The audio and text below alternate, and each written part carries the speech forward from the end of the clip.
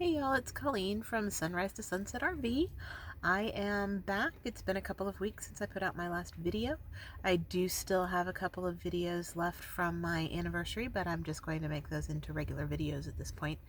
And I also have been doing a little bit of traveling here in the southeast. I am currently in Georgia. I'm in the metro Atlanta area, actually the greater Atlanta area. I've been doing a lot of mooch docking with some friends and with my son, and that's been great getting to visit them and spending a lot of time with my boy. I've been to the Atlanta Greek Festival. I've been to the Ella J Apple Festival and the Ella J Arts Festival, those two separate festivals. I even took a trip up to North Carolina to visit family up there and went to the Dixie Classic Fair and went to a musical, a very unique musical, so I'll be sharing those with you. I'm also working on my old videos, well, not old, the videos that I haven't shared yet, which would be the Montana videos and the Minnesota videos. So those will be coming out soon. I have been working on those. I've just been a little bit busy having some fun and spending time with family. So I have wanted to take advantage of that as much as possible. So I will be getting back on track, getting those videos out. But in the meantime, I just wanted to give you a quick update as to what's going on with me and give you a little information about some upcoming events that are going to be happening soon. So last year at this time, I was hightailing it, hot-footing it out there to Arizona from the Tennessee area. I had gone up to visit some friends up there, and I had only given myself a few days to get out to Arizona. And of course, I had only been in Serenity for a couple of weeks at that point. So it was very emotional. It was very nerve-wracking and a lot of fun. So that was last year. This year, instead of heading out to Arizona, I am going to be staying on the East Coast. I will be staying mostly in Georgia and Florida through the rest of 2019 and into early 2020 until it starts warming up. And when it does start warming up, I'm going to start heading up the coast into possibly the New England area or maybe the upstate New York area. I have not decided yet. But the plan is to stay on the East Coast mostly because of the events that happened over the summer. And some of it is to stay close to family. So, and I figured last year I did the whole Arizona, Southern California thing, and I also did the the West Coast going up the Pacific Coast Highway. So I figured this year I would just spend a little time over here on the East Coast and see some things that I never got to see, even though I've lived here all of my life. So watch for those things coming. Um, but yeah, so last year I headed out to Parker, Arizona for Enigmatic Nomadics van build party. I had stopped in Flagstaff to pick up the solar kit for Serenity and had picked up the solar kit also for Ron from Ron's room. And then I headed out to Parker and that was great. I had a great time. I had a lot of fun, and I made some great friends there and through the rest of the winter season, which was really awesome. Like I said, I had planned to go this year, and I am a little sad that I'm not going, but I am very happy that I'll be here for the holidays to spend them with my son because that was very hard for me last year, and found out that it was a little hard for him too. So yeah, I'm gonna stick here in this area. I'm also sad that I'm going to be missing a couple of new things that have been added this year. So last year there was the van build, then there was a break, then there was the Ehrenberg cleanup, then there was the break, and then there was the RTR, women's RTR, PARTR that happened. Then there was Slab City, and then the whole trip up the West Coast.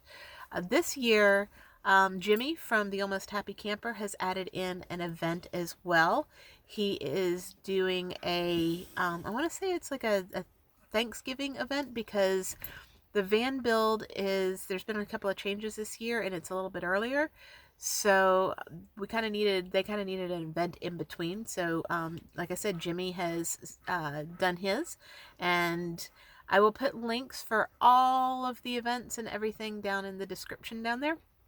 But yeah, so he's added something. And then the Ehrenberg cleanup is happening again. And they've turned that into the Ehrenberg solstice event for Christmas, because they're going to be there over Christmas. And then Tile, who I'm sure you saw in some of my videos, and I know you saw his setup, he has started doing what's called Nomad Center Camp, which again, I will share the link down below for his website. But yeah, he has done the tents and has it set up with music and lighting and all kinds of things for helping out at these other events. So he goes to the events, sets up, and provides a service there. So I am kind of sad that I'm going to be missing all of that, but it is what it is. I'm sure I'm going to have a great time in South Georgia and in Florida. It's going to be great. I'm really going to love it. But I wanted to kind of give you a little heads up, because I had gone to the van build last year, and I am, I was hoping to go this year, and I had wanted to do a video about what to expect. But even though I'm not going, I could still do that. So here we go. The van build starts tomorrow on November 8th, and it's going to run for a couple of weeks. And there's a couple of changes. Like I said, instead of being the Van Build Party, it is now the Van Build Fest. Jamie from Enigmatic Nomadics has announced that there is now a registration fee. It's $75, which comes out to under $5 a day, and that is per rig or per family, so that's not per person. So if you are planning on going to the Van Build Fest, you can still register. I don't see that it has been shut down. He did say that their spaces were limited, but I don't think that it has been filled yet. The website is great this year. Somebody's done a lot of work on the website, and signing up for the different things that you want to have done is very easy now. They've added some services. There is now solar consultation, solar installation, sewing, welding, composting toilets, carpentry, and fan installation. So there are 7 different things that you can have done, and you can have 2 services done. So for example, last year I had the solar installation and I had some sewing done. And at the time they thought that they were only going to be able to do 1 service per rig, but it has worked out that you can do a couple of different services, which is awesome.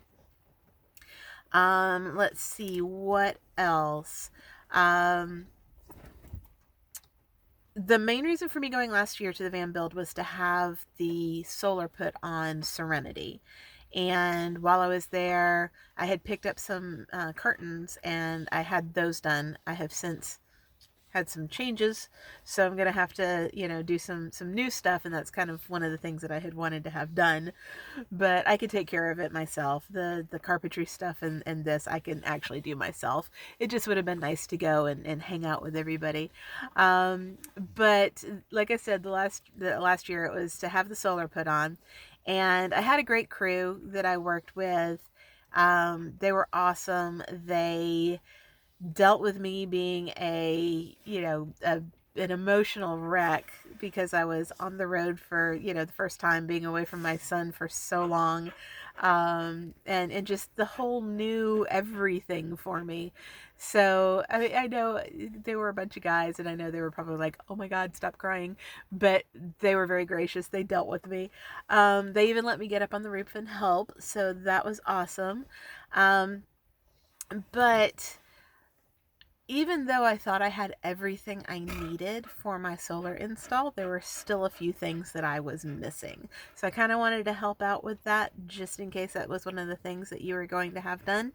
And some of this can also help with your fan installation. Some of the things that you might need for your fan installation, if you're having that done, you can also, some of the things are probably you know, the same on both lists.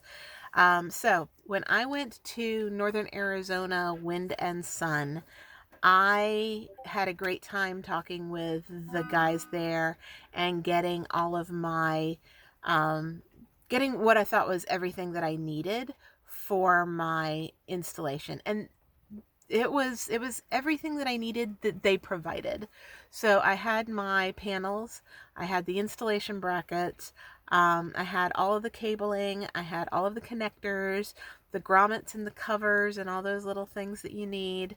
I had the controller, the battery shut off, the battery monitor, the inverter.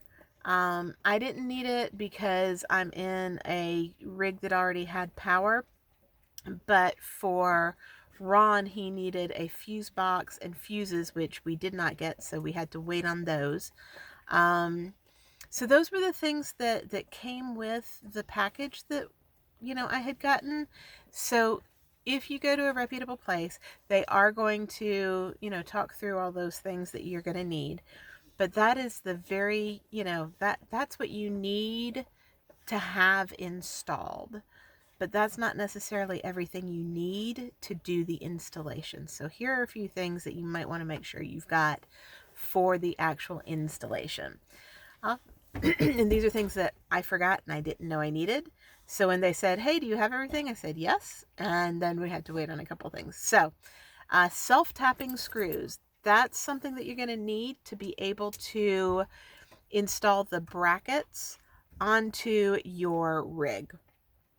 Double-sided butyl tape.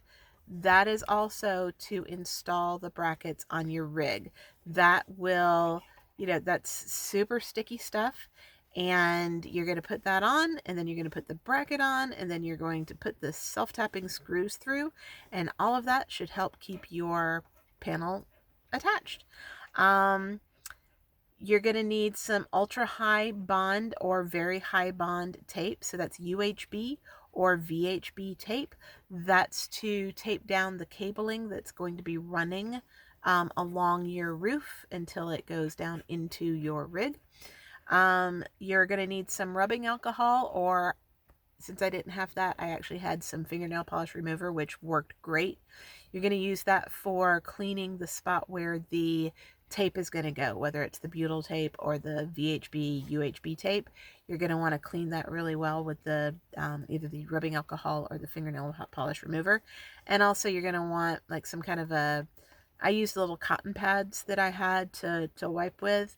You can use that. You could probably just use some paper towel. But what I liked about the cotton pads was they didn't tear apart like paper towel does. So you might want to get some cotton pads. And then Dicor. Get yourself a couple of tubes of Dicor.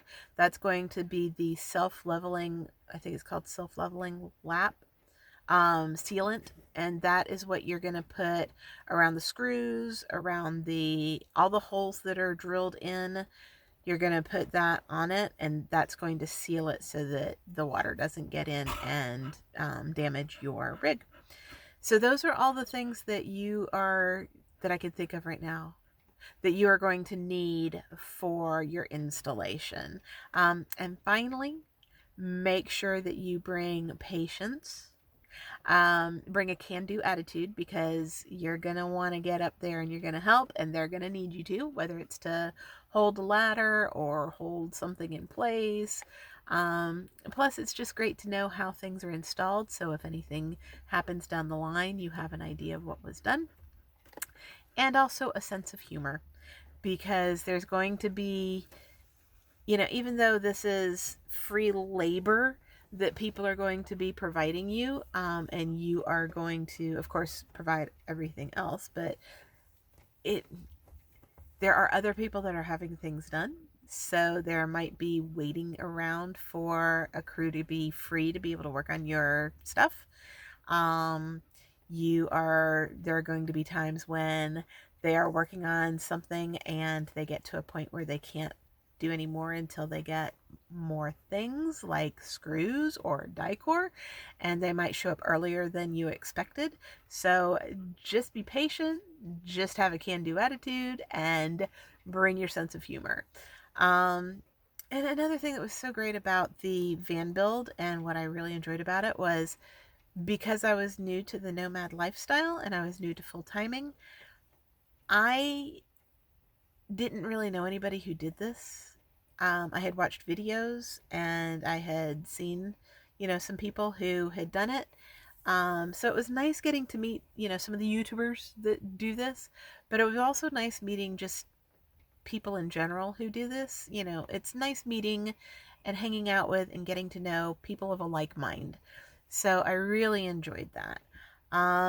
Anyway, getting back to some of the other things that have changed about the Van Build Fest for this year, there is also going to be, let me find in my notes. Oh, there's going to be more things like we did have, entertainment around the main campfire, which was awesome. They're going to be doing more of that this year. There's also going to be more potlucks, it sounds like. And there's also going to be more seminars that Jamie has put together. I believe Will Prowse from the Solar Installation Group, again, I can't remember what it is, but I'll put the links down below. He is going to be there doing a seminar, which I would have loved to have seen him. Uh, um, so yeah, it's just changed a lot this year, and I'm really excited for it. And hopefully next year I'll get to go. But I'm sure there's going to be a lot of videos that people are going to be putting out, so watch for those. And yeah, so that's what's going on with me. And um, like I said, I'll be putting out some videos soon. This was just a quick unedited video that I wanted to put out, let you know what's going on, and just say hi, and, let you know what was going on with the van build. Because again, I was there last year and got firsthand experience. So yeah, if you guys have any questions, leave them below. I will get back to you. And thank you so much for watching. Give me a thumbs up if you enjoyed this. Hit that subscribe button. Hit the bell if you want notifications to let you know when I'm on. And I will talk to y'all later. Have a good one. Bye.